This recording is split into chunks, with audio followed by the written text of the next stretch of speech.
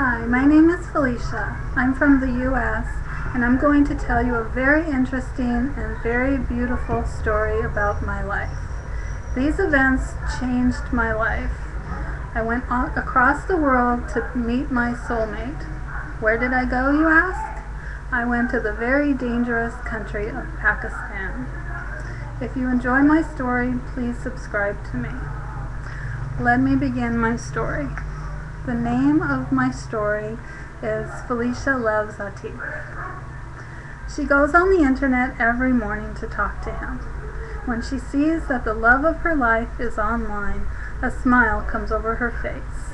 And when he begins to type to her on Instant Messenger, her heart begins to beat faster.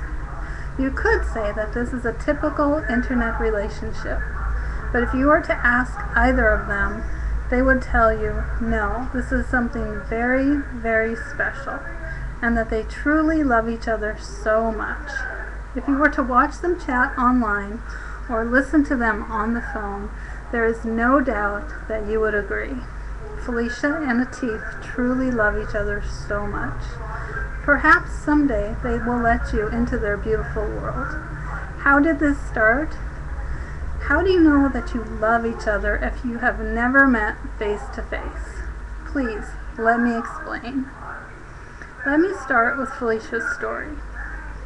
They met, as many others do online, by looking at each other's profiles on a marriage website. Actually, it was Felicia that found Atif's profile. At that time, she didn't even contact him, but kept his profile in her favorites. You see, Felicia is very shy and also would never approach a man about marriage. She doesn't feel that this is proper. However, Atif had seen that she had looked at his profile, so he contacted her. Then they fell madly in love? No. Actually, it didn't quite happen that easily. Although once she saw his profile, she never looked at another man. A few days later, she deleted her profile from that marriage website because she knew she had found her true love. Atif asked her to email him and please tell him more about herself. She did, and he emailed her back. Every day he would send her an email. She thought he was nice and very respectful. His English was not so good, but she could understand what he was saying. She wasn't really sure what to think about Atif at first. He was almost 10 years younger than her, lived halfway across the world from her, spoke a different language, and came from an entirely different culture. But every day there was an email from him.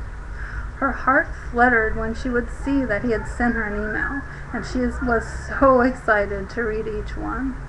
She would go around for the rest of the day with a big smile on her face. But honestly, was this man truly interested in marrying her? He reassured her every day that he was very serious about marrying her. He asked if he could talk to her on the phone. She told him that she didn't think she was ready for that yet. But Atif is very persistent and very charming. He told her that he just wanted to hear what her voice sounded like. Finally, she gave in and told him that he could call her.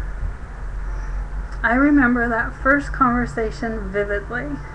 But if you were to ask me what he said during that first phone call, oh my God, I could not understand much of what he said. I loved his accent. His voice was so beautiful.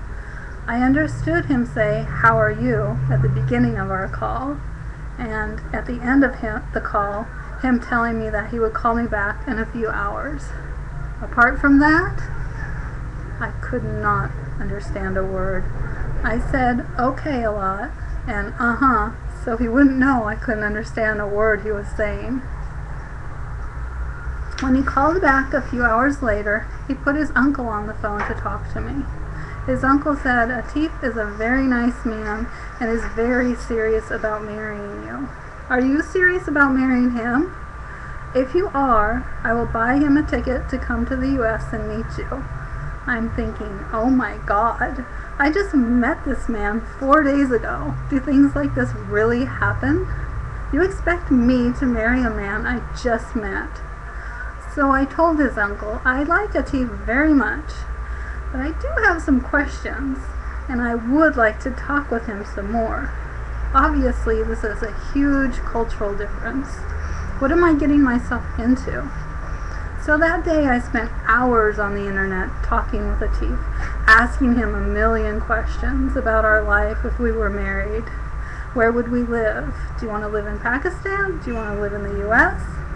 Do you want me to work? What will I do all day?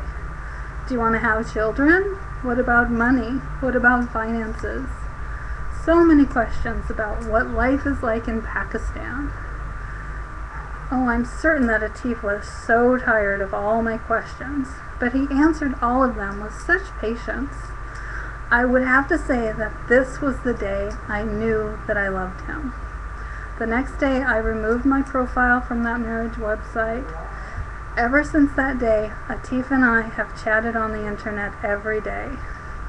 Due to the time difference between us, which is approximately 12 hours, he would stay up all night and chat with me. That really touched my heart. I would beg him to please go to bed. You must be so tired. He told me no, that he wanted to talk with me. Most nights he would talk with me until early in the morning, and then he would sleep afterwards. This man is so sweet, staying up all night talking to me. He would say the most beautiful things to me, things that I had never heard any other man say to me.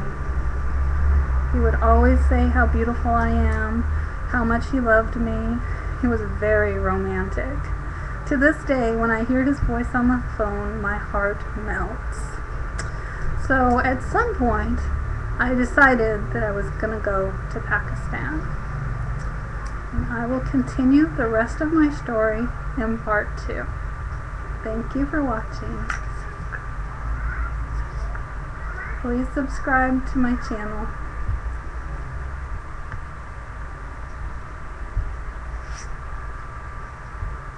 Bye. Have a nice